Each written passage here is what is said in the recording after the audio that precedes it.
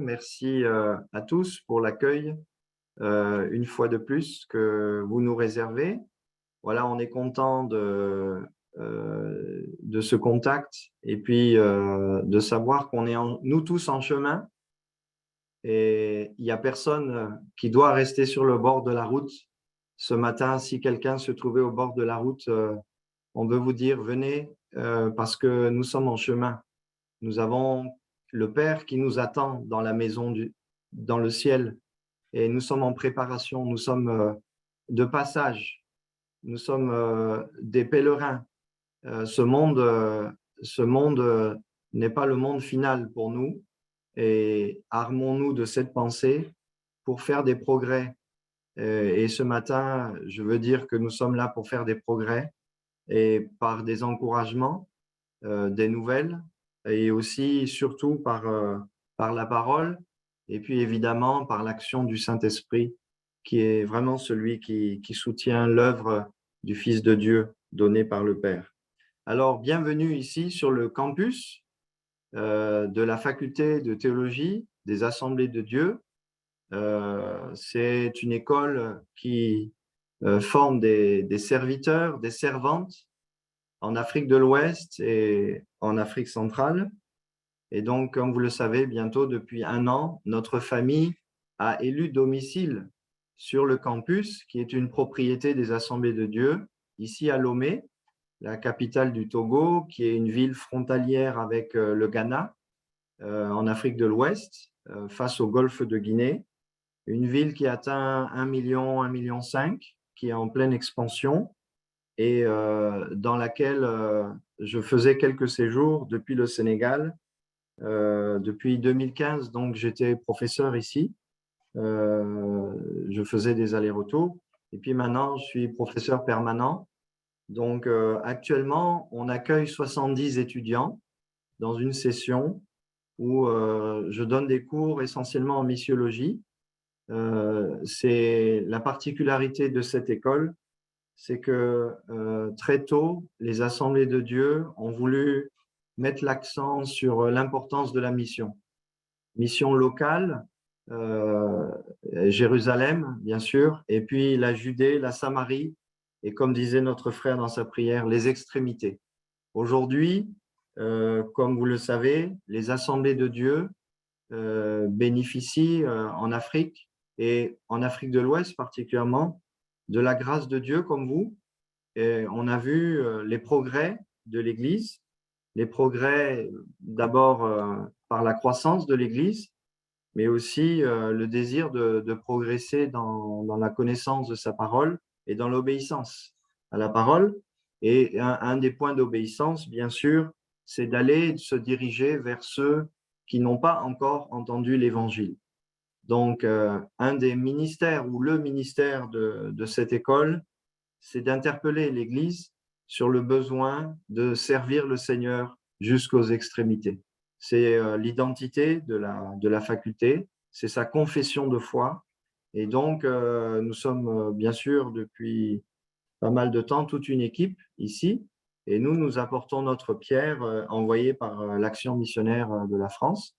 Donc, je disais qu'on a des étudiants en ce moment qui sont là pour jusqu'au mois de juillet. Donc, on a 3 sessions dans l'année et actuellement, c'est la session des maîtrises. Après eux, ça sera d'autres qui viendront, c'est la session de licence. Et quelques mois après, encore une autre session de licence.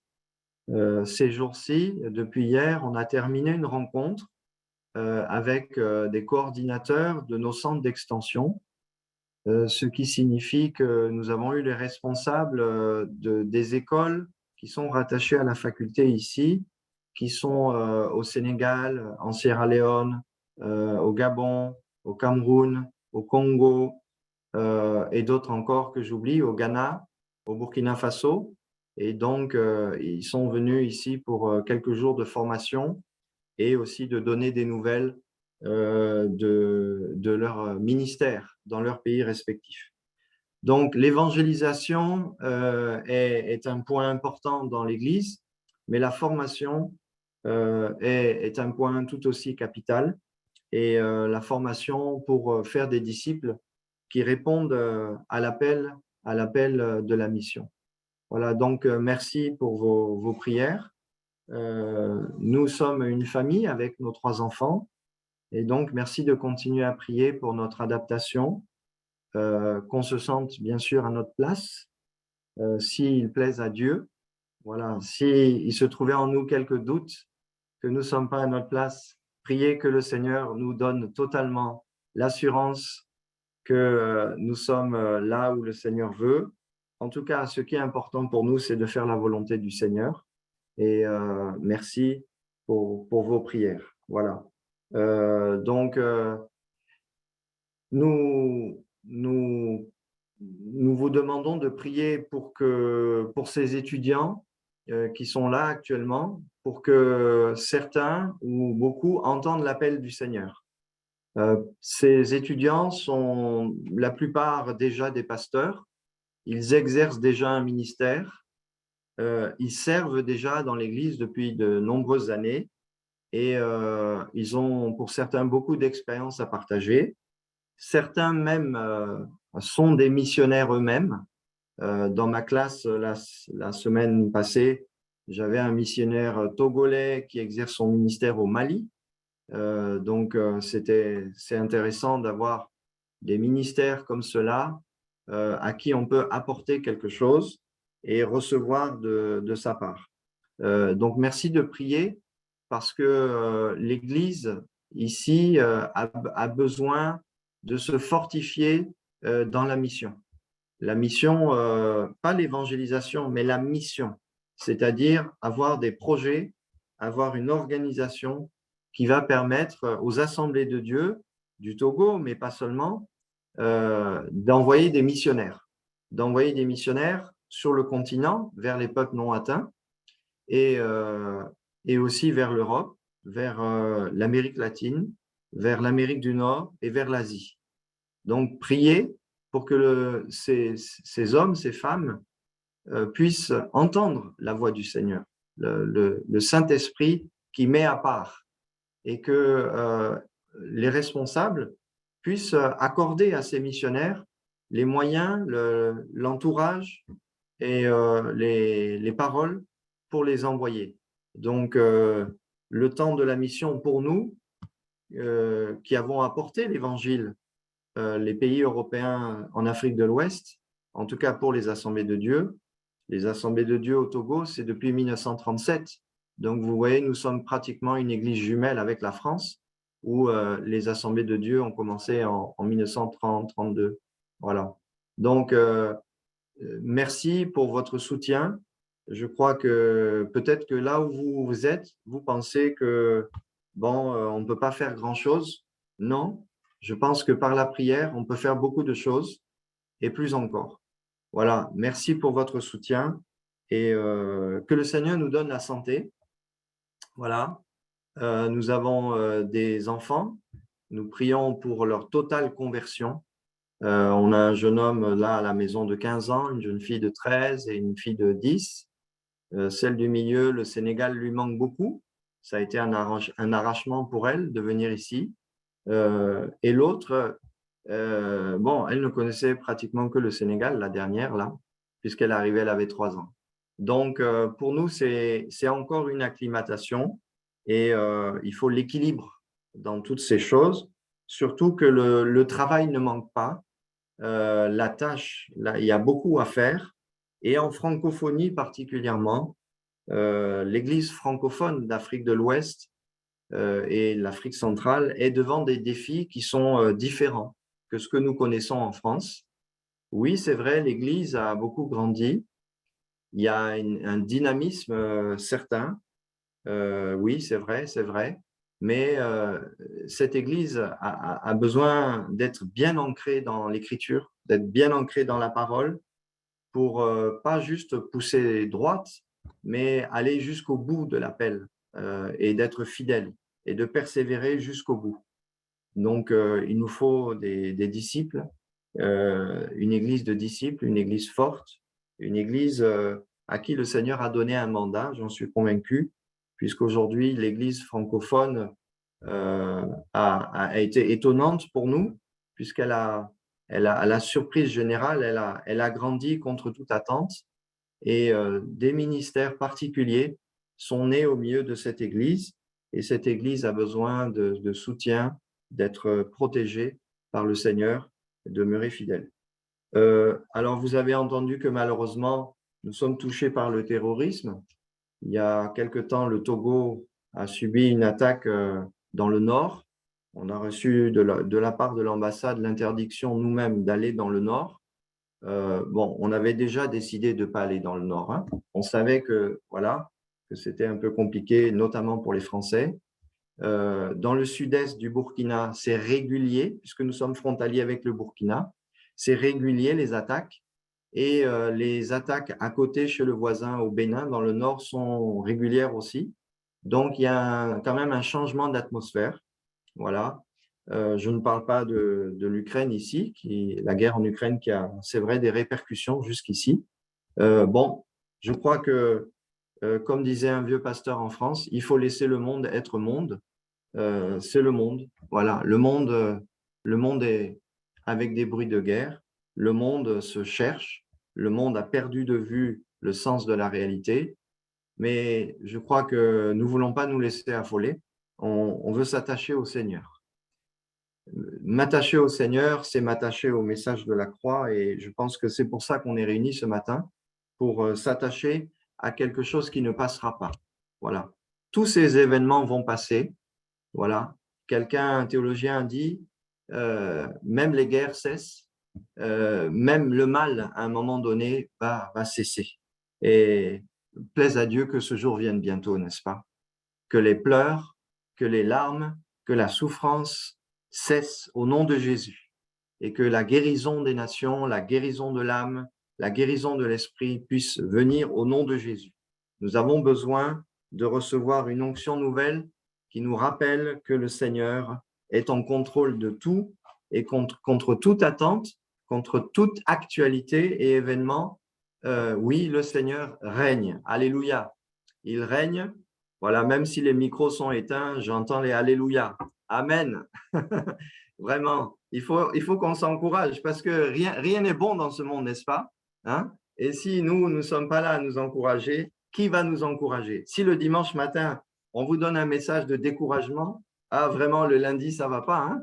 Donc, aujourd'hui, c'est Shabbat, comme on dit, hein, Shabbat Shalom, comme disent les Juifs. C'est un jour de paix, c'est un moment de paix. Pourquoi? Parce que c'est cette parole-là qui va nous amener la paix qui dépasse toute intelligence. Je prie le Seigneur que cette paix aille au-delà de ce que nous pouvons imaginer et y penser. Alors, contre toute attente, c'est la croix qui nous amène la paix, contre toute attente. Alors, nous allons lire dans l'Évangile selon Marc, au chapitre 15, rappeler certains événements, puisque nous sommes dans ce temps, on va dire, où on va fêter la Pentecôte. Alors, bien sûr, pour le chrétien né de nouveau, la Pâque, l'Ascension, la Pentecôte, pour le chrétien né de nouveau, c'est tous les jours. C'est tous les jours. Hein. On n'attend pas le déroulement d'une liturgie pour arriver au jour de la Pentecôte et à vivre la Pentecôte. Non, c'est chaque jour. Mais c'est l'occasion de nous rappeler que tous ces événements, la Pâque, l'Ascension, la Pentecôte, événements dont la personne centrale, c'est Jésus-Christ, ces événements se sont réellement passés. Ils ont réellement eu lieu.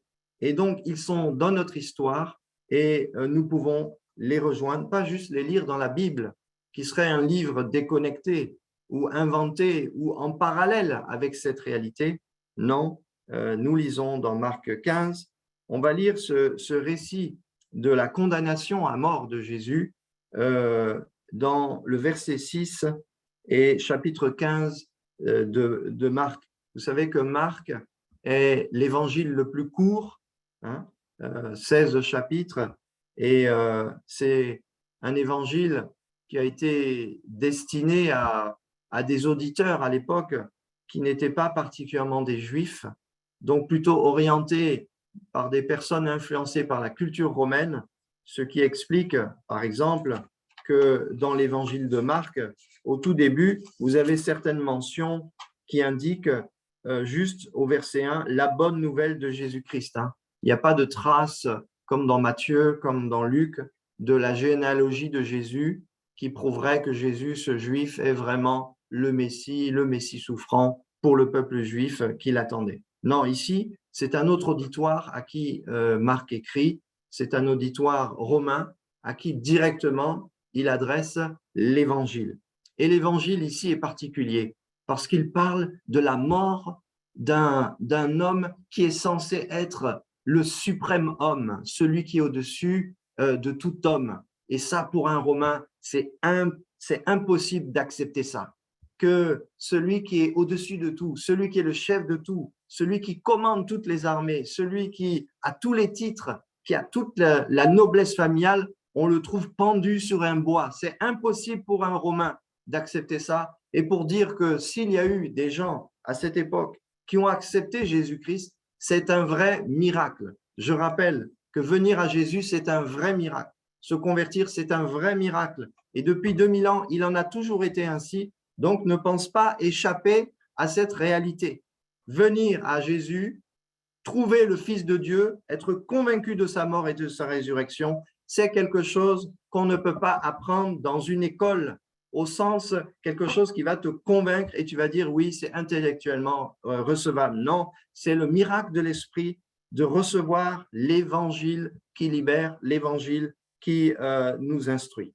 Alors, au verset 6 du chapitre 15, il est dit, à chaque fête de Pâques, Pilate libère un prisonnier, celui que la foule veut.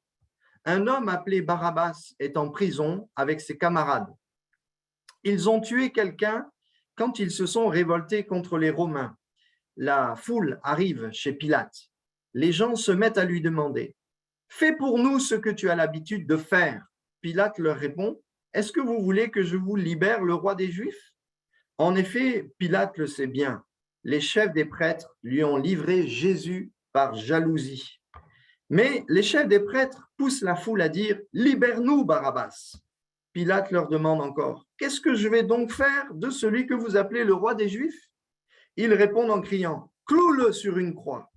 Pilate leur dit « Qu'est-ce qu'il a donc fait de mal ?» Mais ils crient encore plus fort « Cloue-le sur une croix !» Pilate veut faire plaisir à la foule. Il leur libère Barabbas. Il fait frapper Jésus à coups de fouet, puis il le livre aux soldats pour qu'ils le clouent sur une croix. Je viens de lire la version parole de vie, la version commune dit crucifié. Hein, crucifié. Ici, l'expression, c'est cloué sur une croix. Et c'est une expression que l'évangile de Marc va rappeler tout au long du récit de ces dernières heures, ce moment de condamnation. Et les premiers chrétiens se rappelaient de chaque minute qui ont passé. Parce que quand les premiers chrétiens, les apôtres et les disciples ont vu Jésus, ils ont repensé tous ces moments que Jésus a traversés. Comment cet homme il est vraiment ressuscité, mais ça veut dire qu'il était vraiment mort. Et les gens se sont interrogés sur la manière dont il est mort. Ils ont vérifié la manière dont Jésus est mort. Parce qu'au fond d'eux, certains doutaient, nous dit les évangiles. Certains doutaient qu'il est ressuscité. Mais vous savez, avant de croire à la résurrection, il faut croire à la mort en Jésus, hein, que Jésus est réellement mort. Et surtout, la manière dont Jésus est mort. Parce que tous les hommes sont morts, n'est-ce pas? Hein? Tous les hommes sont morts. Mais la manière dont Jésus est mort, on va le voir ensemble, annonce la manière aussi dont il va ressusciter. Parce que la manière dont il est mort montre que réellement, il y a une mort ici qui est plus qu'une mort d'un simple homme. C'est la mort du Fils de Dieu. C'est la mort de celui qui est offert par le Père pour toi et pour moi. C'est une mort qui va toucher toutes les générations, tous les peuples de tous les temps et qui a une répercussion dans tout le cosmos, puisque même les créatures invisibles sont affectées par ce que nous sommes en train de lire. Et laissez-moi vous dire, si aujourd'hui nous pouvons chasser les démons, C'est parce que celui qui a la puissance sur la vie, il l'a montré parce il nous a rejoints en se laissant crucifier.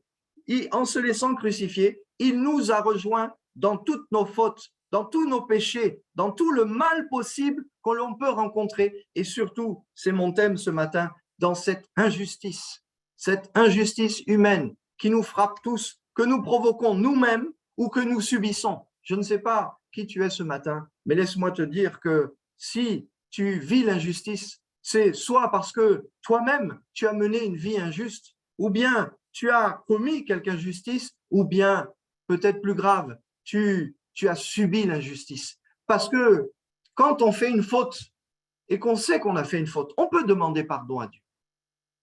Mais quand on nous a frappés, quand on nous a fait du mal, quand on a subi l'injustice, des fois c'est difficile d'en sortir. C'est très difficile. Il faut toute l'aide de Dieu, le soutien de Dieu pour sortir de cette injustice.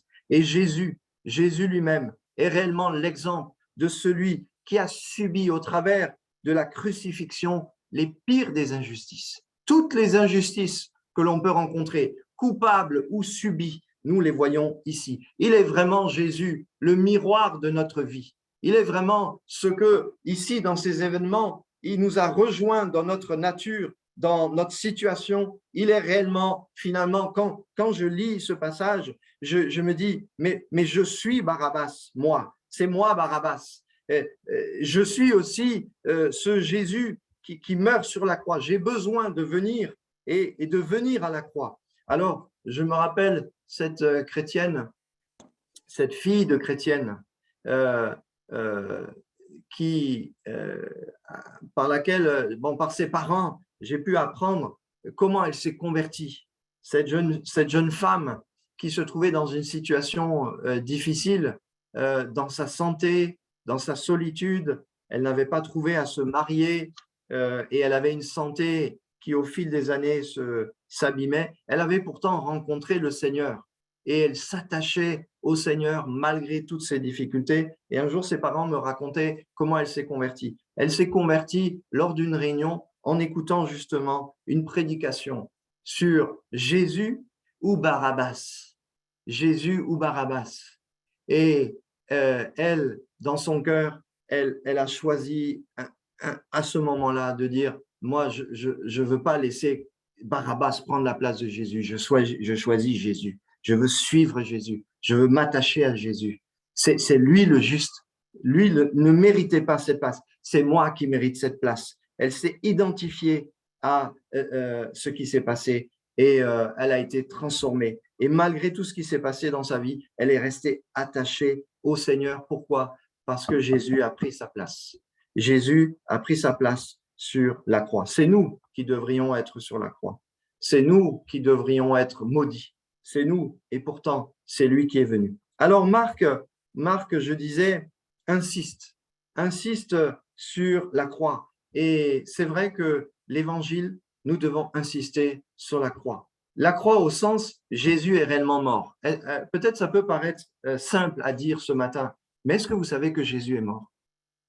Est-ce que vous avez réalisé qu'il est mort? Est-ce qu'on a réalisé suffisamment qu'il est mort et qu'il est mort dans certaines conditions?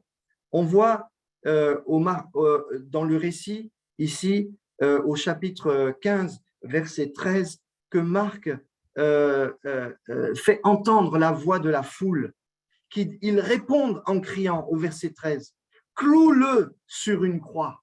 Cloué sur une croix pour être sûr d'avoir Barabbas en échange, de libérer ce bandit, ce criminel à la place, de le clouer. Et puis, il crie encore plus fort. 2 fois, il témoigne devant Pilate, qui, lui, est dans sa politique. Mais la foule n'est pas dans la politique. La politique, ici, est oubliée. La foule veut la croix pour ce Jésus. Il crie encore plus fort, cloue-le sur une croix. Et puis, au verset 15, on voit que Pilate fait plaisir à la foule et il fait frapper Jésus à coups de fouet.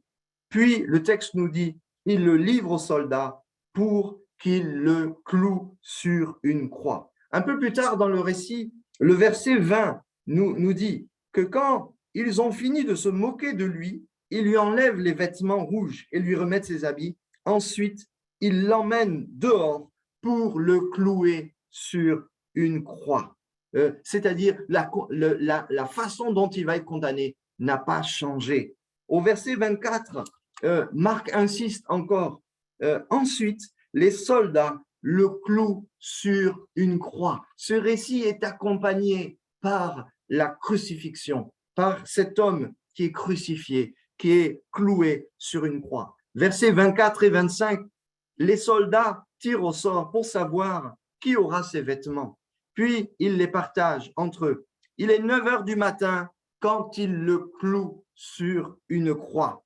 Un peu plus loin, au verset 27, les soldats clouent aussi 2 bandits sur des croix à côté de Jésus. C'est-à-dire que c'est une ambiance, non pas à la fête de la Pâque, à la délivrance d'Israël, n'est-ce pas? C'est ça la fête de la Pâque. C'est ici la réalité que Jésus est crucifié et qu'à côté de lui, il y a d'autres hommes qui ont été cloués sur la croix. Cela nous interpelle sur le fait que Jésus est en train de partager avec l'humanité le sort de l'injustice. À côté de Jésus, l'un à sa droite et l'autre à sa gauche. Cette injustice est banalisée, mais attention, toute l'insistance de Marc montre que ce n'est pas un fait banal qui est en train de se passer. Au verset 29 et 30, eh bien, sauve-toi toi-même en descendant de la croix. Oui, Jésus est bien sur la croix.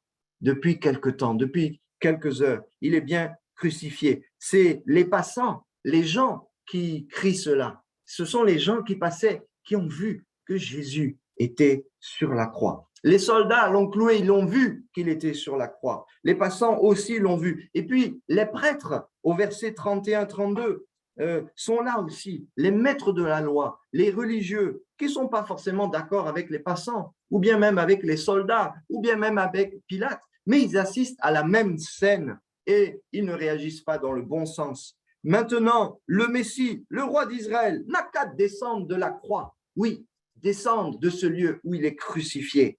Et puis, les bandits. Les bandits ont-ils quel commun accord avec les prêtres? Mais eux aussi, au verset 32. Et ceux qu'on a cloués sur des croix à côté de Jésus l'insultent aussi. On ne connaît pas le contenu de ces insultes ici, mais ce qu'on peut dire, c'est que certainement la foule les a inspirés.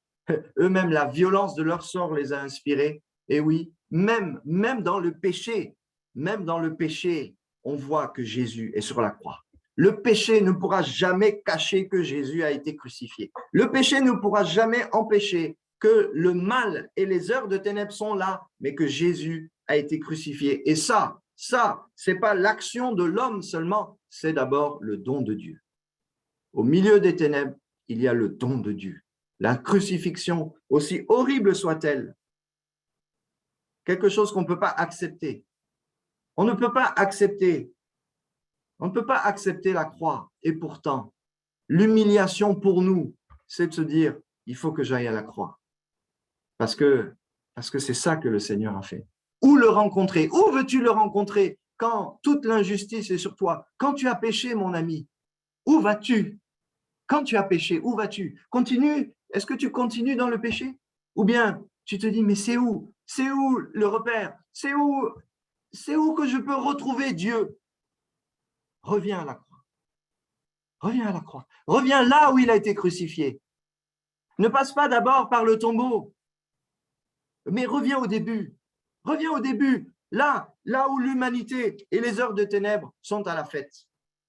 Oui, curieusement, en cherchant la lumière, on retourne vers là où il y avait les ténèbres. Pourquoi? Parce que même dans les ténèbres, il y a Jésus. Et si tu es dans les ténèbres, sache que tu peux trouver Jésus. C'est dans les ténèbres que nous avons rencontré Jésus, parce qu'il est venu dans les ténèbres nous chercher. Il est venu dans notre mort pour nous chercher. Il est venu quand nous étions au plus fond, au plus au fond. Et ici, nous sommes ces bandits. Nous sommes ces criminels. Nous sommes cette foule. Nous sommes ce Pilate. Nous sommes, dès que nous nous attaquons à la gloire de Dieu, dès que nous déplaisons à Dieu, dès que nous cherchons d'autres voies, dès que nous exploitons ce que la chair peut nous offrir, dès que nous n'écoutons plus l'esprit, dès que nous cherchons à faire notre propre volonté, alors nous avons besoin de revenir à la croix. La plupart de ceux qui ont fait cela, dans ce que Marc cite ici, on ne les connaît pas. Donc ici, Marc, dans son évangile, on pourrait dire il fait le procès de ceux qui l'ont exécuté, mais c'est plus que ça. L'évangile n'est pas un procès. L'évangile est d'abord le procès des hommes libres, si je peux dire, de ceux qui peuvent être libérés et sauvés. S'il y a un procès, c'est celui-là. Mais l'évangile restitue la vérité, restitue la réalité. C'est que Christ est mort pour nos péchés. Il a été cloué sur une croix. Beaucoup de gens ont vu Jésus. Marc 15, 36 dit « Attendez, nous allons voir si Élie vient le descendre de la croix. » C'est certains qui passaient, qui étaient là. C'est le moment où les choses arrivent. Mais, verset 37, Jésus pousse un grand cri et il meurt. Il est mort sur une croix. Il est mort sur une croix. Celui qui est témoin de cela, c'est Joseph d'Arimathée. Au verset 46 du chapitre 15, Joseph achète un drap et il descend le corps de la croix.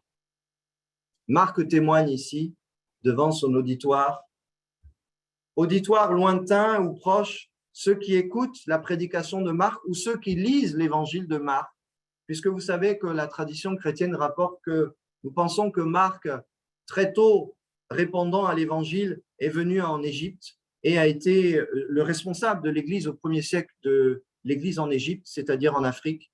Et son évangile s'est propagé dans les communautés. Et cet évangile de Marc a servi aussi de modèle pour les autres évangiles, nous le pensons, ceux qui étudient le Nouveau Testament. Et on voit que au verset 6 du chapitre 16 de Marc, il y a une ouverture aux nations. Une ouverture aux nations qui se fait. Pourquoi? Parce que Marc 16, 6 nous annonce qu'il y a une résurrection. Mais il leur dit, n'ayez pas peur. Vous cherchez Jésus de Nazareth, celui qu'on a cloué sur une croix. Vous le cherchez, il est ressuscité. Alléluia. C'est un jeune homme qui dit cela. Nous ne le connaissons pas non plus. Il dit cela à des femmes qui témoignent. Les femmes l'ont vu mort. C'est pour ça qu'elles sont venues au tombeau. Sinon, elles ne seraient pas venues au tombeau. Mais entre-temps, au verset 39 du chapitre 15, on voit que cette ouverture aux nations s'est faite.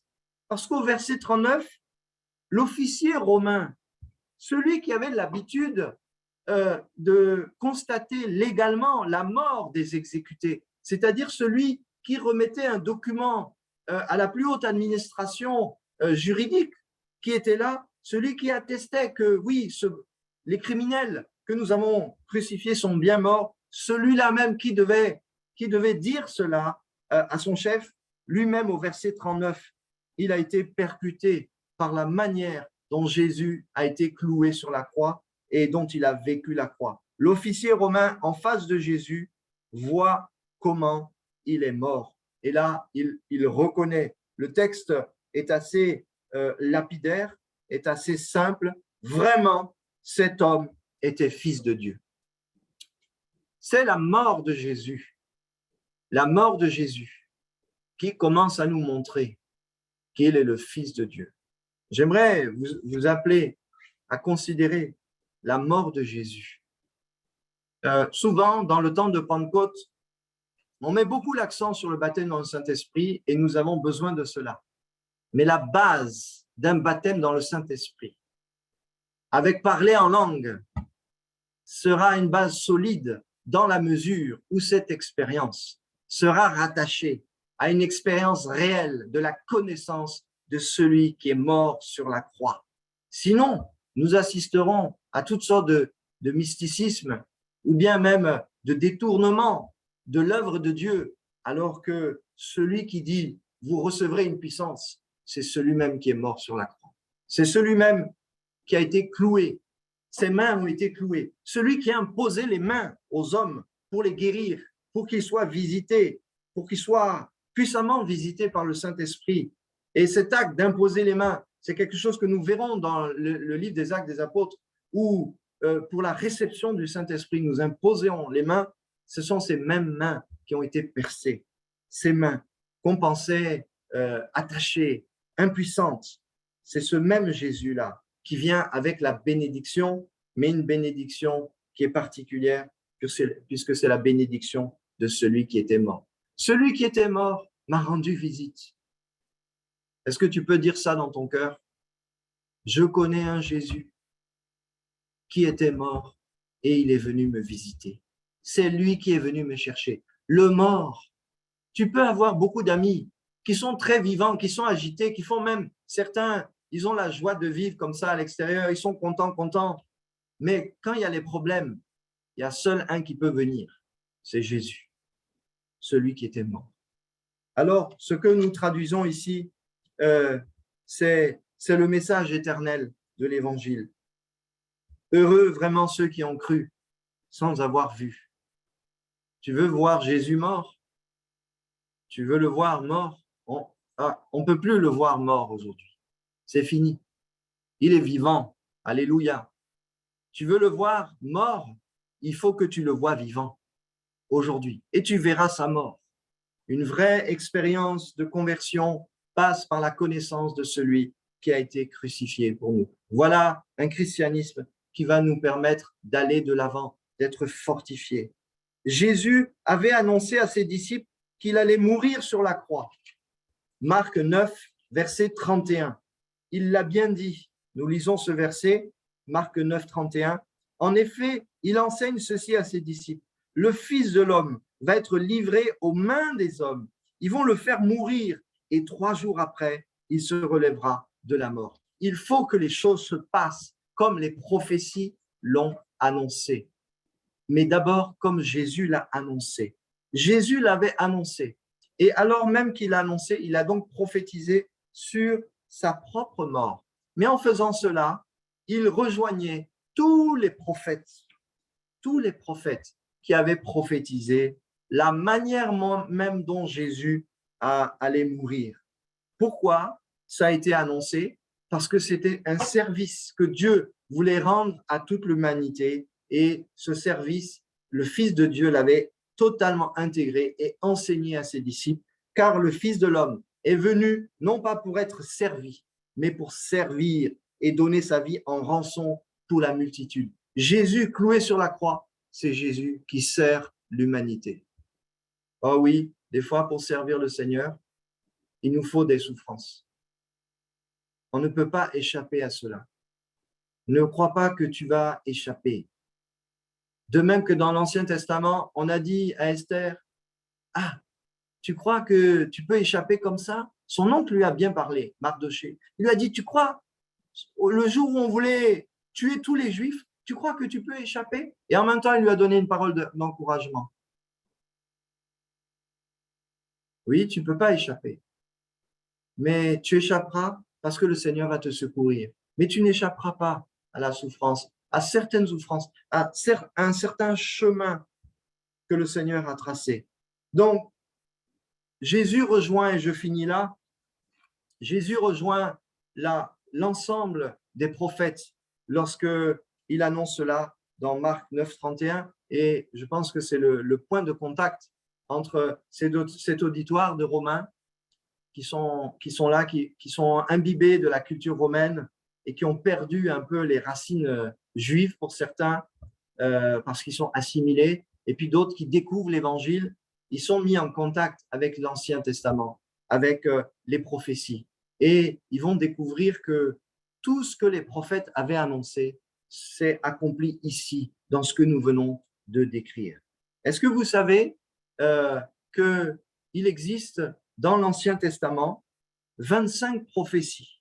25 prophéties. Si vous pouvez on peut les énumérer ensemble rapidement. 25 prophéties qui partent de 1000 ans avant Jésus-Christ jusqu'à 500 ans à peu près. Donc sur 5-6 siècles, on a 25 prophéties de l'Ancien Testament qui concernent les souffrances de Jésus, du Messie. Et ces 25 prophéties, écoutez bien, sur 5 siècles, se sont accomplies dans ces 24 heures-là. où Jésus est mort. 25 prophéties, paroles données dans le temps qui se réalisent dans la personne de Jésus en 24 heures. Il y a des statisticiens qui ont essayé d'expliquer cette probabilité. Est-ce que c'est probable que 25 paroles sur 5 siècles s'accomplissent en 24 heures? En 24 heures. Même dans les journaux de voyance, on ne voit pas ça. Même dans les journaux de voyance, quand vous lisez les journaux, enfin, peut-être pas vous, mais il y a des gens qui lisent chaque matin, lundi matin, ils veulent savoir comment chaque jour de leur semaine va se passer. Et laisse-moi te dire que ça, là, c'est diabolique. Hein. Ces questions, là, c'est diabolique. Même quand on donne pour telle personne ce qui va se passer dans sa journée, même les plus osés vont dire, bon, 5-6 choses, peut-être 4 choses qui vont se passer en 24 heures. Et ils n'iront pas plus loin. Mais Dieu est fort. Lui, 25 paroles qui se sont accomplies en 24 heures et qui désignent Jésus comme le Fils de Dieu, celui qui est cloué. La prophétie qui annonce qu'il fut vendu 30 pièces d'argent, elle s'est accomplie. Les 30 pièces d'argent ont été données dans ces 24 heures-là pour que Jésus soit vendu, donné et livré. Il fut trahi par un ami, car oui, Judas était un ami. Il mangeait le pain avec lui, le compagnon du pain. L'argent obtenu devait être jeté au potier. 3e prophétie. Cet argent a été jeté dans le champ du potier. 4e prophétie. Ses disciples devaient l'abandonner. Il n'y en a pas un qui est resté. Ils l'ont tous abandonné. Il n'y en a pas un. Même celui qui avait dit « Oh, moi, je vais mourir avec toi ». Même celui qui a coupé l'oreille cherchant à défendre, après il va réfléchir, il va laisser Jésus. Il devait être accusé par de faux témoins. Quand vous lisez Marc, vous voyez que les tribunaux ne sont qu'une grande supercherie avec des témoins qui témoignent. Et même Pilate voit que, en fait, non, c'est la jalousie qui a fait ça. Il devait être frappé et on devait lui cracher au visage. Ça s'est exactement passé comme cela. 7e prophétie. Il devait rester muet devant ses accusateurs. Lisez l'évangile de Marc juste avant le passage que nous avons vu. Pilate est étonné parce que quand il juge des gens, il y a toujours des gens qui se défendent devant lui, mais lui ne dit rien.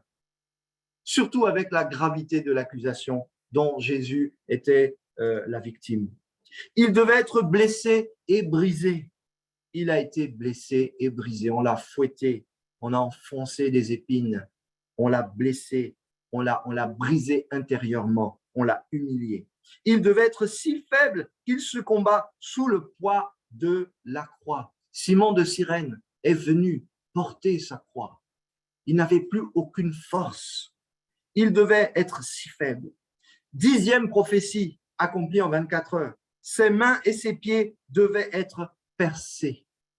Dans quelque chose que les Romains ont récupéré chez les Perses, cette crucifixion qui n'existait pas chez les Romains au temps de la prophétie, quelque chose qu'on n'avait jamais vu, mais Dieu l'avait vu lui et il l'avait annoncé. Il devait être crucifié entre 2 brigands. C'est la prophétie qu'on trouve chez Ésaïe et qui est accomplie ici. Il devait prier pour ses persécuteurs.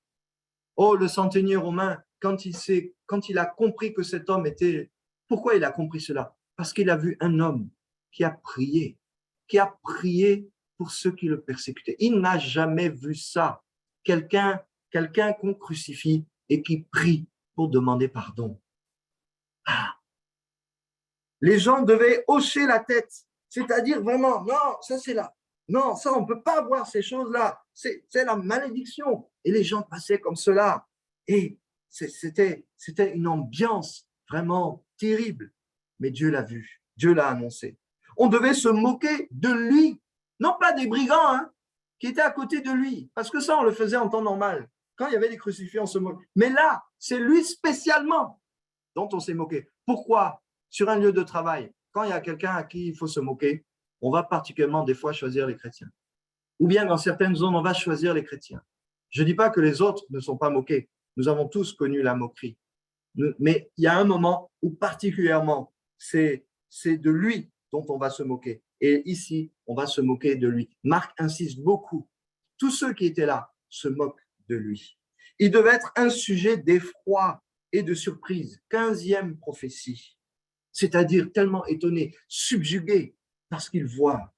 Ses vêtements devaient être partagés. 16e prophétie. Ils ont partagé ses vêtements. Marc met ce détail. Pourquoi ce détail? Quelle importance? Mais c'est l'accomplissement d'une prophétie. Ce n'est pas un détail. Est-ce que c'était intéressant de savoir? J'imagine que beaucoup de soldats, lorsqu'ils combattent des ennemis, la première chose qu'ils font, c'est après, c'est de ramasser les choses sur les morts, non? C'est une pratique très commune. Alors pourquoi le relever? Mais parce que ça a été prophétisé. Verset 17, il s'écria, mon Dieu, pourquoi m'as-tu abandonné? C'est accompli. Oui, Jésus a eu, je dirais, la force de prononcer cette parole avant de rendre son âme à Dieu et de décider lui-même de la manière dont il va mourir.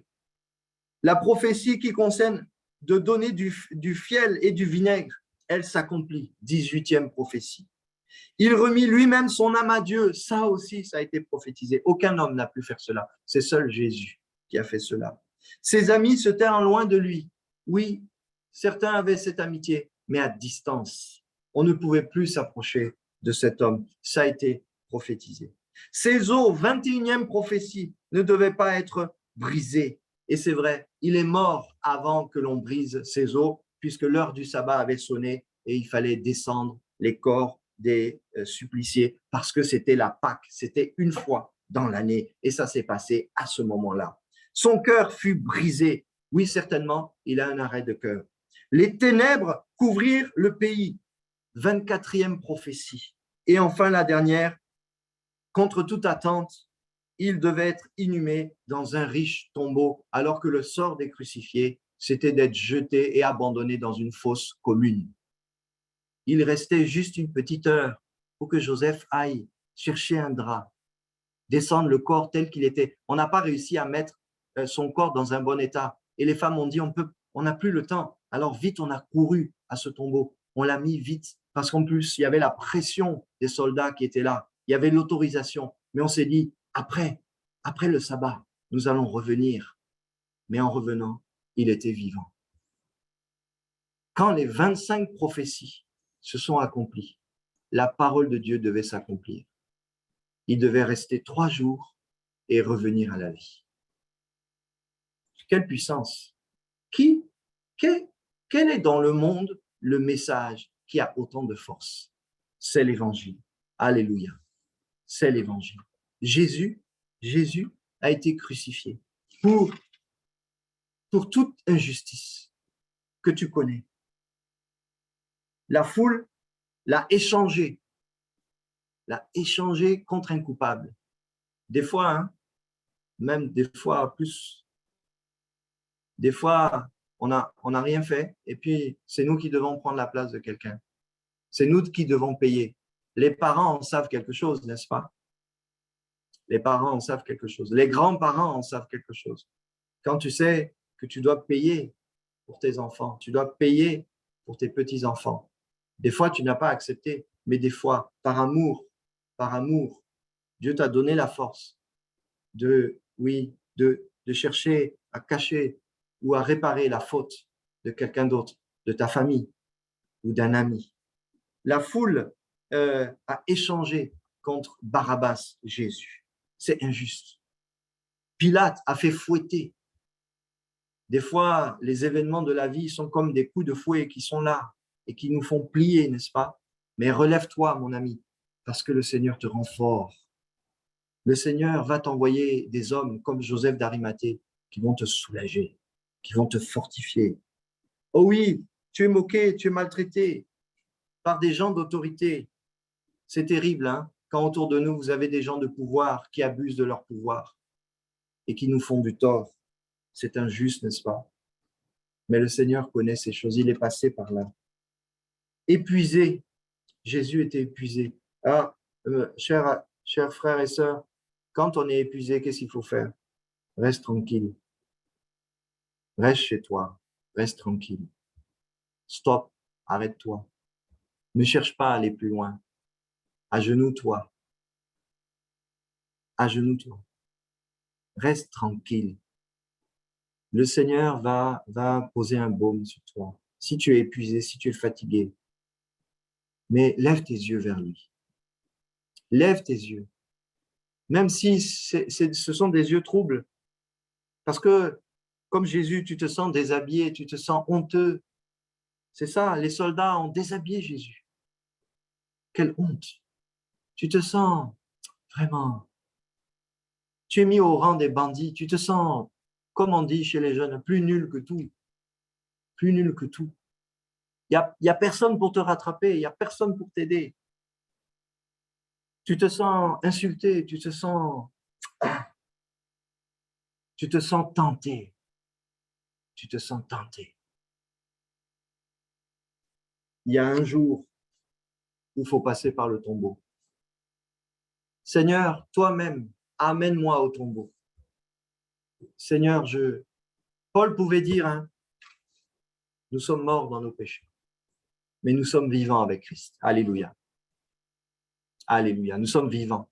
Il y a pour nous, dans l'Évangile, une puissance. Nous avons un temps pour la résurrection et un temps pour recevoir le Saint-Esprit. Alors, ce matin, on va prier. Et Seigneur, ancre en moi le fait que tu sais exactement tout de la condition humaine. Tu connais tout de l'injustice.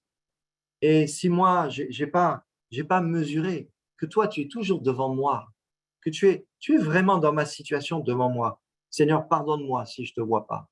Pardonne-moi si je doute. Pardonne-moi si je perds la tête.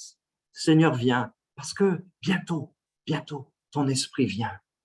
Viens me relever et me rendre capable dans cet état d'esprit de préparer la Pentecôte, une nouvelle Pentecôte encore. Je veux venir vers toi. Alléluia. Vous voulez bien avec moi prier? Je crois que dans ces affaires-là, il n'y a aucune distance qui compte. Nous sommes en communion de l'esprit et nous sommes ancrés au même rocher.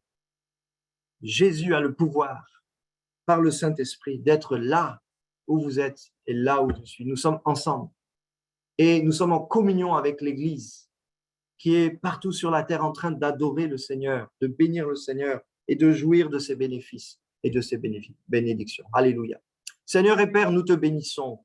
Nous élevons la voix tous ensemble et nous sommes persuadés que le chemin que tu as traversé pour arriver au bénéfice de la Pentecôte, ce n'est pas un chemin hasardeux, c'est un chemin que tu as tracé pour que les hommes et les femmes connaissent que ce qui est fort provient bien de ce qui est faible.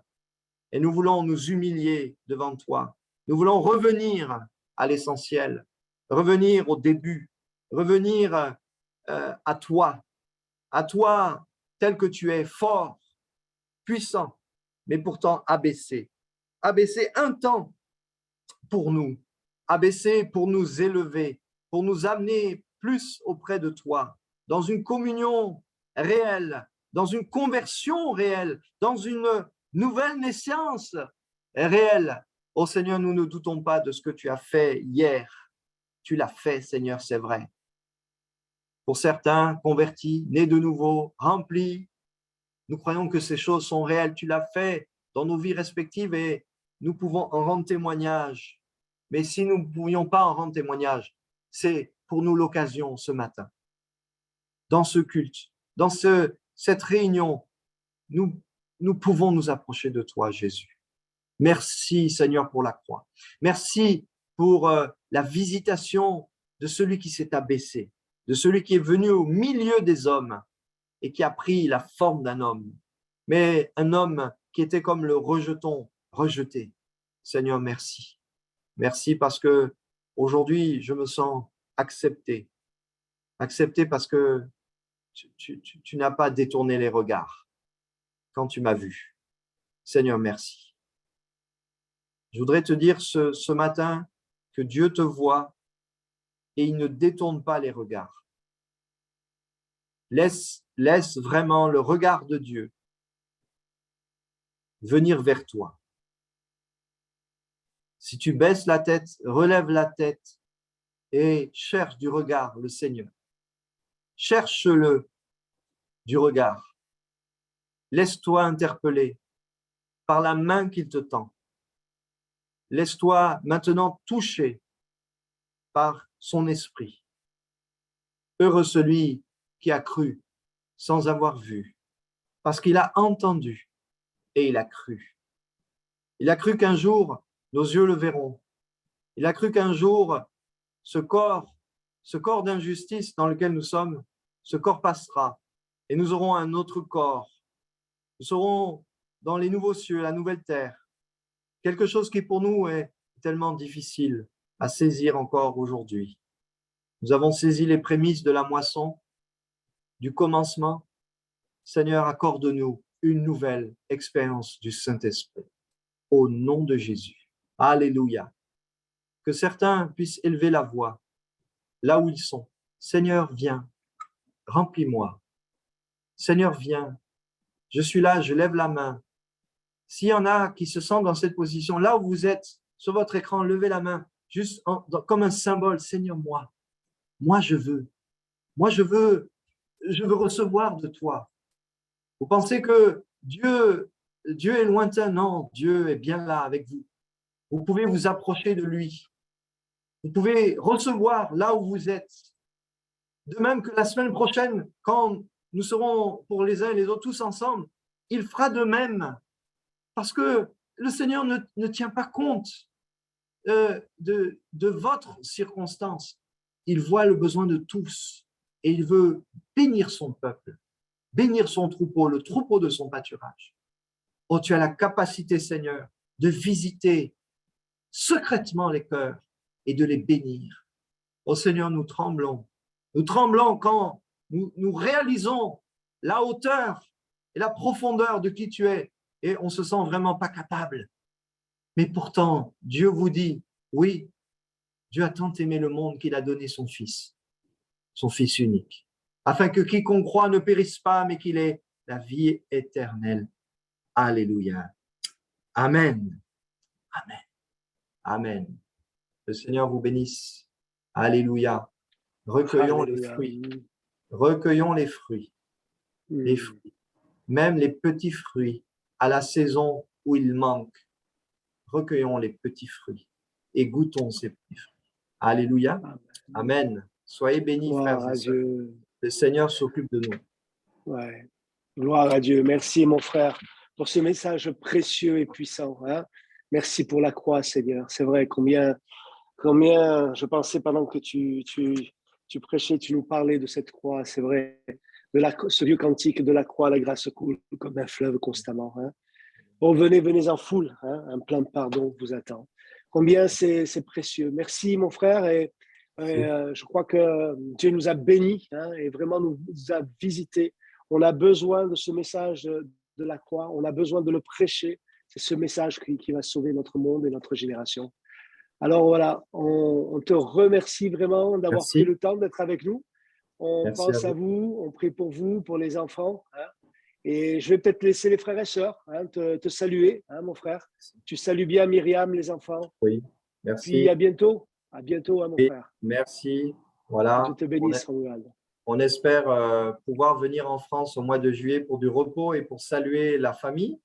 Voilà, c'est quelque chose que nous essayons de faire, de prendre le temps, voilà, si possible, de saluer. Voilà. Ouais. Ça va être dur peut-être, mais un petit détour vers la Corse. Ou sinon, en tout cas, il faudra le prévoir. Hein. C'est vrai que c'est un peu difficile. Le temps est court, mais l'envie ne manque pas, mais c'est vrai. Voilà. Merci pour l'invitation, mais nous sommes reconnaissants pour vos attentions. Voilà. Et votre le Seigneur vous encourage et vous bénisse, mon frère. Le Seigneur vous bénisse, frères et sœurs. Voilà. Au revoir, merci. Merci beaucoup. Merci. Dieu vous bénisse. Merci beaucoup. Merci. Le Seigneur vous encourage. Merci. Soyez bénis. Merci. Merci, frères et sœurs. Oui. Soyez bénis. Merci. À bientôt, Romuald. Hein. Voilà, à bientôt. On garde contact. J'enverrai quelques photos. Ah oui. Oui. On voit des photos, des nouvelles, toujours. Oui. Hein. Ça marche. Voilà. Merci. Soyez bénis et bons travaux. Que le Seigneur vous encourage. Ouais. À bientôt. Amen, amen. Au revoir. Ciao, ciao. Que Dieu vous bénisse, frères et sœurs. Une bonne journée, hein, une semaine avec le Seigneur. Hein. Gloire à Dieu. Hein. Amen. À bientôt. Bonne journée à tous. Que Dieu vous